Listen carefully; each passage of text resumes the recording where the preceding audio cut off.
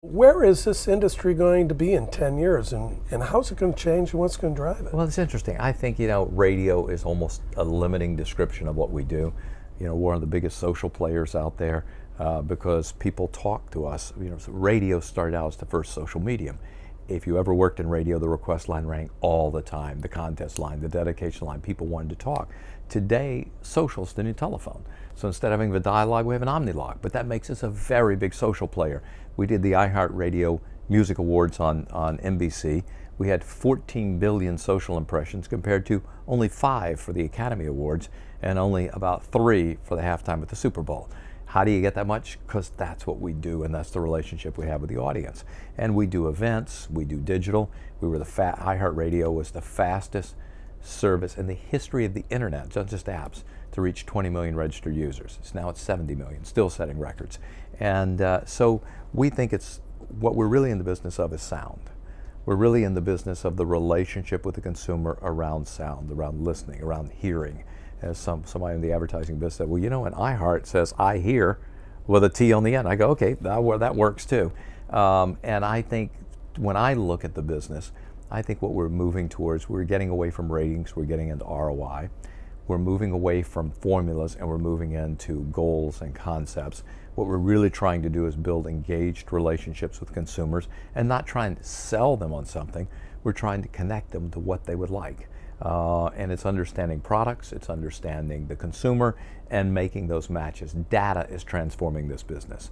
The way in which we buy and sell media is sort of closer to Selectric typewriters and whiteout than it is the modern day. And we've got to move the business there, and we're in the process of doing it. And I think when we look at the business in 5 or 6 years, it's going to look very data-driven. It's going to look very consumer-centric.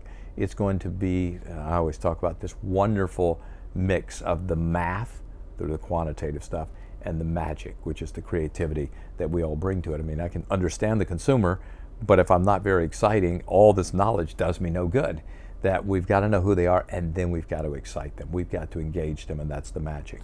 And it's that combination, and I think you'll see it expressed in a modern way as time moves on. Now, the whole value chain is being blurred, and the role of the traditional ad agency has certainly been changing. You see others that are getting into their business.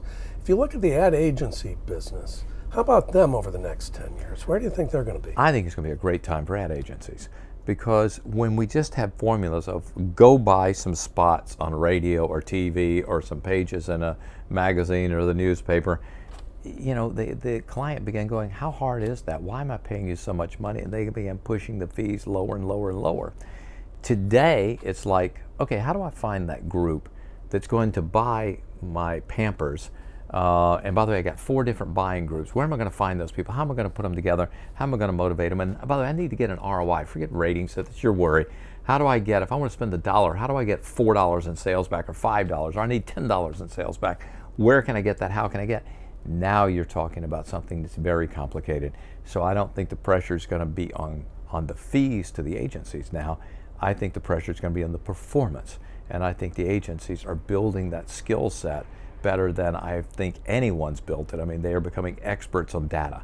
They're becoming experts on how to connect these relationships with consumers to products, how to borrow these relationships. In the grandest sense, advertising we do is really renting our consumer relationships to unaffiliated third parties. So it doesn't have to be a 30-second commercial. It can be anything which moves the consumer and connects. And so I think the ad agencies are in for a real renaissance, and I can't think of a more exciting time to be in the ad business. Great insight. Thank you very much, Bob, Thank for being you. part of our Media Revolutionaries series. Thanks.